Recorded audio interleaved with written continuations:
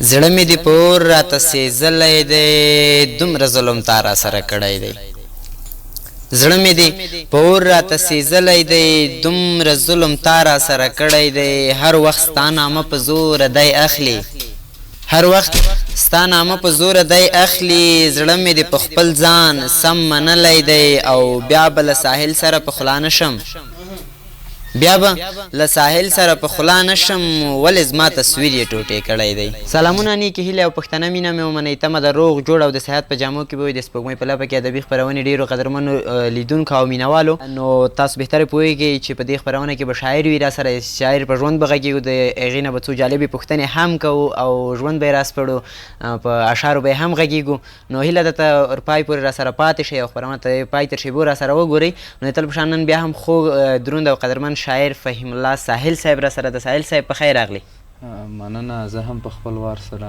د سپوږمۍ په لپه کې ادبي خپرونې ټولو مینهوالو ته سلامونه او نیکې هیلې وایم ډېره مننه کوو ساحل صاحب خوښ یو چې نن خپرونه کې د برخه را سره اخیستې ده او مونږ تل همدا هڅه کړې چې ستاسو په څېر تاند ځوان شاعران راوغواړو هغه تر ټولنې ته ور وپېژنو خلکو ته یې ور وپېژنو نو نن هم د هغوی له ډلې نه یو ته یې چې نن را سره یې نو واقعا زه خوښ یم ساحل صاحب لومړیو کې راځو نو ستاسو شعریز بنډار ده تاسو په ژوند به غږیږو چې له کله نه مو شعر او شاعرۍ ته پیل کړی دی معیار صاحب د دوه نیم کاله کېږي چې زه خپله شاعري کوم ډېر ښه دوه نیم کاله هم زیات وخت دی نو په دې وخت کې د څومره غزلونه تر اوسه پورې لیکلي دي د غزلونو شمېر دقیق راته معلوم نه ده خو 1.5 سل شاوخوا به وي 1.5 سل شاوخوا دقیقا نو مونږ دې ته که چېرته راشو د یو لحاظه فکر ورته وکړو 1.5 سل غزلونه ډېر زیات شی دي امکان لري مونږ په دې یو یا دو جلده کتابه هم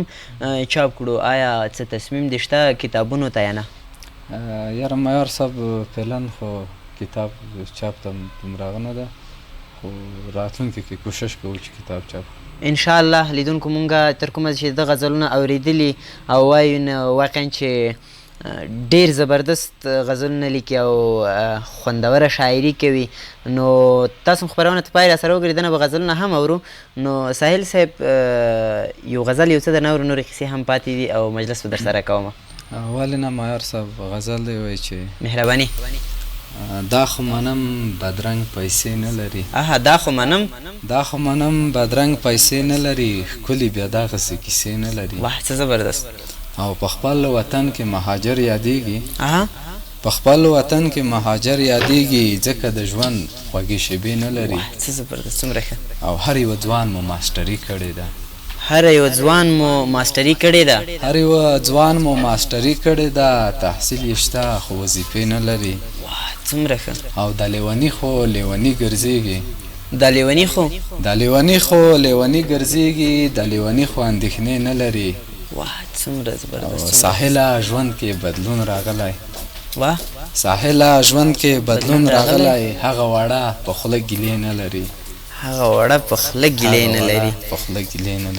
واقعا ډېر زبردست غزل ډېر خوندور راځو خپرونه به لږ شوخوو هم په لومړیو کې به یو پوښتنه درنه وکړم چې ژوند ټول خاطره ده یا خوږې خاطرې یا ترخې خاطرې نو داسې صحنه چې تاسو اوس هم کله په ذهن کې مو راشي زیات خوشحاله شوي یاست د ژوند تر ټولو ښه صحنه د خوښیو صحنه کومه صحنه وه هغه صحنه زه 2 کاله مسافر وم ایران کې نو کله چې دا خوا تلو د کاشکي لارې ډېرې سختې دي که نه نو ډېر په مشکلاتو موږ ورسېدو هلته 2 کاله مې تېر کړل نو کله چې موږ بېرته راتللو افغانستان ته چې ورسېدم نو ډېر خوشحاله شوم په ژوند کې هم دا د خوشحالۍ هغه وه که نه خاطره وه بلکل نو هر څوک چې خپل وطن ته راستنېږي واقعا د خوشحالۍ احساس به ډېر زیات کوي نو ستاسو هم ساحل صاحب نو موږ تاسو که فکر کوو زیاتره خلک یا د غربت له لاسه مسافرۍ ته ځي او یا یې مینه مجبوروي چې ځان ورک کړي نو هغه هر نوع مشکل چې وي تاسو د غربت له امله تللي وئ تقریبا 2.5 کالو او که بل څه مشکل دا ما د هغه وخت که نه یوه ټپۍ ده وي چې څوک پر ازال عمل که نه ځي یا ډېر غریب وي یا د یار له غمه ځي نه اقتصادي مشکلاتو 12 صنف کې وم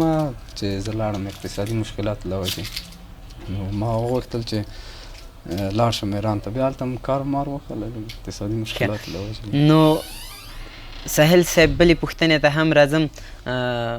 ژوند بې مینې نه کېږي او ستاسو شاعري هم ډېره غمجنه ده، د دې دلیل څه دی او ماین شوي یاست که نه؟ دا خو رښتیا ده چې ژوند بې مینې نه کېږي. سمیع الله تړوني وایي چې بې مینې ژوند راته څه داسې بېنمکه ښکاري، بې مینې ژوند راته څه داسې بېنمکه ښکاري، لکه له کلي د ملک نه چې خاني لاړه شي. نو واقعیت مینه خو که نه، مینه خو څو ډوله ده. تنها دا مینه نه ده چې که نه یو څوک د مشوقې سره مینه مشوقې سره مینه وکړه، جسمان مینه ده، مثلا په یو جسم میین شي، د وطن سره مینه ده، لفظان میین شي. یعنې په لفظو بعضې خلک دي د خبرو د هغه نه دوی میینېږي، د هغو خبرې یې خوښېږي. د وطن مینه ده، د خدای او د رسول مینه ده. نو مینه ډېرې دي، خامخا مینه پکې شته. خپله شاعري مو چاته ځانګړې کړې؟ تر کومه حده زیاته شاعري مو ماته ده، ناهیلي کوونکې ده. ولې؟ د دې دلیل به څه وي؟ د دوی یوازینی دلیل غربت دی. غربت. نو بس رب دې دا غربت له ټولو واخلي او ټول دې رب آباد او سوکاله لري. ساحل صاحب نو بیا هم ورځو غزل درنه اورو. ولې نه، یو څو بیتونه دي د هغو نه وروسته غزل دی. پرېمږده همداسې زه خمار ښه یم، پرېمږده همداسې زه خمار ښه یم، چېرته کندې مړ شمه بیمار ښه یم. او ځه سړیه خپل کار خپل روزګار دې کوه، ما پرېږده په عشق کې ګنهګار ښه یم. څومره ښه. او غزل دی وایي د تورې زلفې دې په مخ باندې خورې مه پرېږده. د تورې زلفې دې؟ مننه. د تورې زلفې دې په مخ باندې خورې مه پرېږده، په ښکله زنه د خالونو نښانې مه پرېږده. واه څومره زبردست. او ګوره دادا به دې خبر شي بیا به نه شو لیدای. ګوره دادا به دې خبر شي، ګوره دادا به دې خبر شي بیا به نه شو لیدای، هره تاخچه کې مې د مینې کتابچې مه پرېږده. څومره ښه.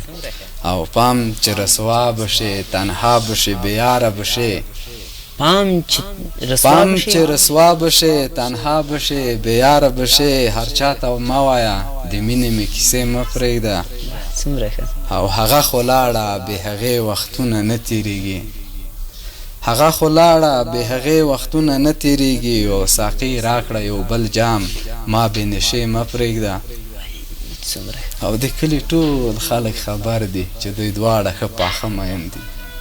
د کلي ټول خلک خبر دي چې دوی دواړه ښه پاخه میین دي. مننه. د کلي ټول خلک خبر دي چې دوی دواړه ښه پاخه میین دي. د کلي خان ویل چې دوی دواړه نږدې مه پرېږده. واه او هر یوه دیوال باندې لیکلي چې ساحل مې یار دی، هر یوه دیوال باندې لیکلي چې ساحل مې یار دی، او جینۍ مړه شي په دیوال خو مې نامې مه پرېږده. څه زبردست، څومره خوندور. په دیوال خو مې نامې مه پرېږده. وایي ستا بیتونه دي تا تولیدونکو ته د ډالۍ وي، وایي ستا په یاد مې غزلونه جوړول، ستا تصویر ته مې پوښونه جوړول، ټوله شپه مې نن بې خوبه تېره کړې، ستا اوربل ته مې ګلونه جوړول. نو ساحل صاحب ډېره مننه. تاسو په غزل کې څو ځایه ډېر ناهیلي ښودلې وه چې هغه لاړ او بې هغې ژوند اوس څه دغه ده. آیا په حقیقت کې هم همداسې څه شته او که نه؟ که دا یو خیال ده؟ دا یو خیال ده. حقیقت کې به داسې څه نشته؟ حقیقت کې نشته. ډېر ښه. ساحل صاحب د دې تر څنګ چې تاسو خپل غزلونه ملګرو ته ښایئ او هغوی یو نظر تاسو درکوي، یا مو ناهیلی کوي یا مثبت نظر درته درکوي، د دې تر څنګ تاسو کوم ځانګړی استاد هم په خپله شاعرۍ کې لرئ یا مو درلود؟ مایر صاحب نه، ځانګړی استاد تر اوسه پورې نه لرم. ځانګړی څوک استاد څوک نه لري؟ نه، دا چې مهم ده استاد، او زه تر اوسه پورې استاد نه لرم. ډېر ښه ساحل صاحب، ډېره مننه واقعا چې خوږ بنډار مو در سره وکړ. د خپرونې وروستۍ شیبې هم دي، څه لرئ، څه پیغام لرئ وطنوالو ته؟ وطنوالو ته مې پیغام دا ده چې ټول د خپل درسو ته دې متوجه شي، درسونه دې ووایي، او هغه کسان چې دی په کم عمر کې شاعري کا د کوشش وکړه چې اول درسونه ووایو، د درسونو وروسته خپله شاعري مخه. ډېر ښه. لیدونکو تاسو نه هم ډېره مننه چې تر دې دمه مو وڅارلو او د ګولډن سټار رسټورانټ نه هم ډېره مننه چې د دې خپرونو سپانسرشیپ یې په غاړه اخیستی دی. نو تاسو چینل در سره سبسکرایب کړئ، ویډیو هم مخکې در سره شیر کړئ او په وروستیو کې نو که څه ویل لري ساحل صاحب تاسو ته به مهرباني او وروسته د هغې نه به یو غزل درته وایي او تر بلې خپرونې چې بیا زه شهزاده معیار هم ستاسو په چوپړ کې حاضرېږم. ښه وخت، د خدای په امان. ساحل صاحب که څه ویل لري هم مهرباني او که کوم غزل لري هم مهرباني. زه به یو غزل ووایم او چې مهرباني. لږ مخکې غزل نه تاسو نه ډېره مننه چې موږ هم دعوت کړو، ډېره مننه چې موږ هم وزغملو. اوس راځم غزل ته وایي چې لږ خفه شي نو خیرې نه کوي، چې لږ خفه شي نو خیرې نه کوي، هغه اوس ژاړي خو ګیلې نه کوي. واه څومره ښه. او چې کله مړ شي د وطن د خیانت په تور کې، ملا خو خود د داسې خلکو جنازې نه کوي. واه څومره ښه.